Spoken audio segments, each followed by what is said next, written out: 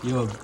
Tara, lutuin natin itong ating tausing dalagang bukid, yung lapad. Ipiprito muna natin yung ating mga isda. Lagay lang tayo ng konting mantika.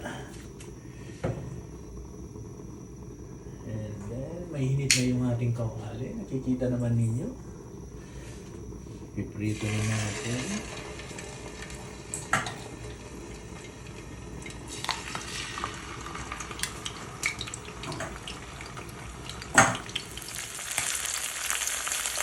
Balikan na natin.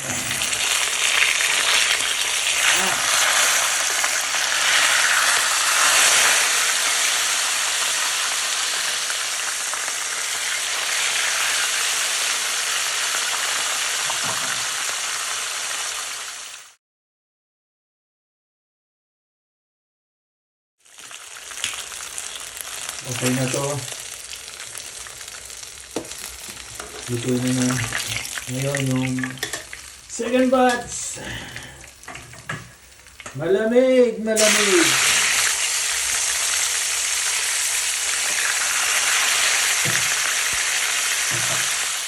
Baligtad tanin.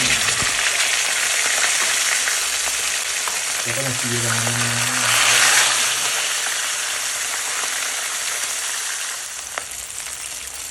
Ready na yun. Tara. Ay, kitang sa loob tayo maggigisa. My God, ang lamig. Manggisa na tayo, Yob. Medyo may kaingayan. Sinindihan ko yung exhaust. Pagpasensya na muna kasi isda to at para mawala yung amoy. Unahin natin yung luya.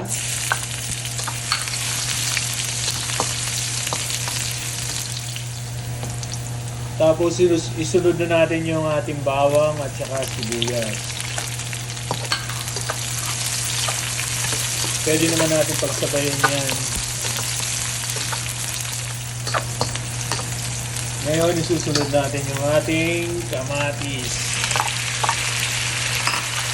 Maraming kamatis, mas masarap. Madali lang naman ang tausi.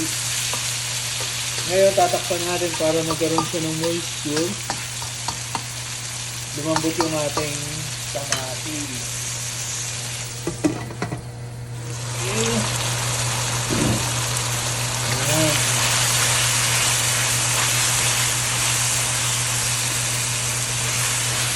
Durugin lang natin hanggang maging ano na.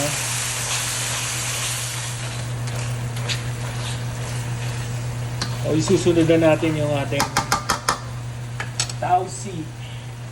Itong tausi, maalat to. Ang ginawa ko dito, hinugasan ko Pagkatapos, nilagyan ko siya ng suka dito at medyo dinurog-durog ko siya. Ganun na lang ang gawin nyo. Bali, isang maliit na kanto.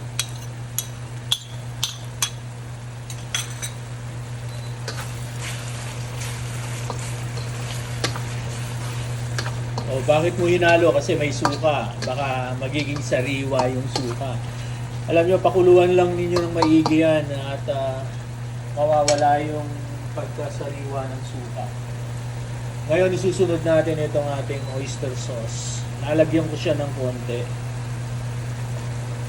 Parang hindi na konti yun.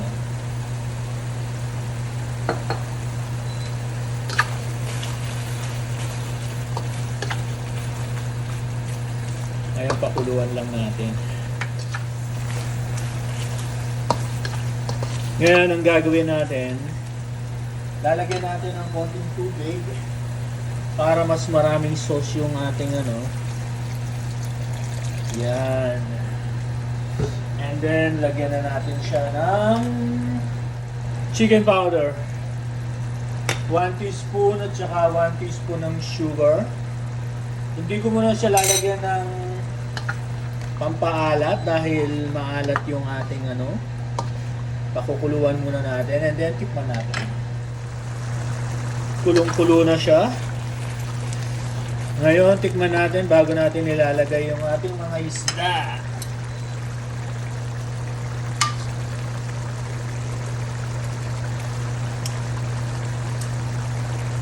My God. Tama ang asim, tama ang alat, at saka yung sweet. Ngayon, ilalagay na natin yung ating mga isda. Kailangan kulong-kulo tong mga isda natin. Hindi ako kumbinsido sa mga isdang to dahil may kalansahan. Kanina naamoy ko sila. Alam nyo kasi frozen ito eh. Wala kaming fresh na isda dito sa Toronto. Puro yan frozen. Hinaan lang natin yung kalan natin. And then cover muna natin. Alam nyo dito sa Toronto kasi walang fresh. Yan, product of kabayan. And then kaninang nililinis ko, my God, ang lansa.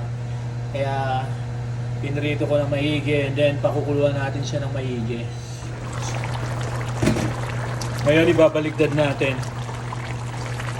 para maluto naman yung kabila. Okay.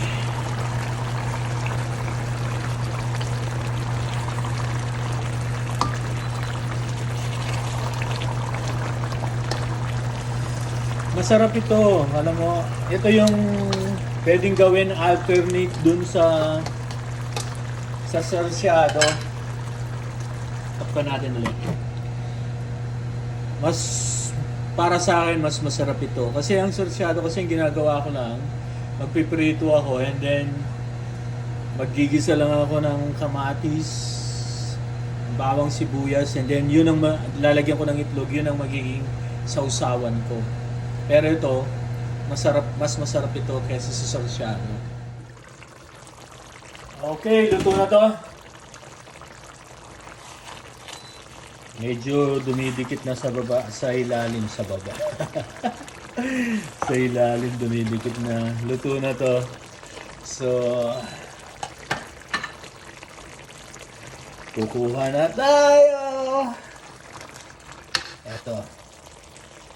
Mas okay to. Okay. And then lalagyan natin ng, hindi ko pala nabatay.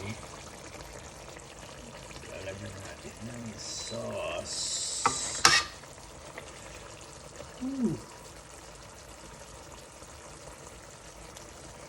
Oh, ito na. Yung ating tausin. Ito yung tinatawag nilang dalagang bukid na lapad. Diba? Okay.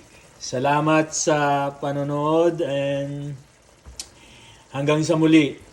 Thank you for watching. Please subscribe and share. Thank you. Bye.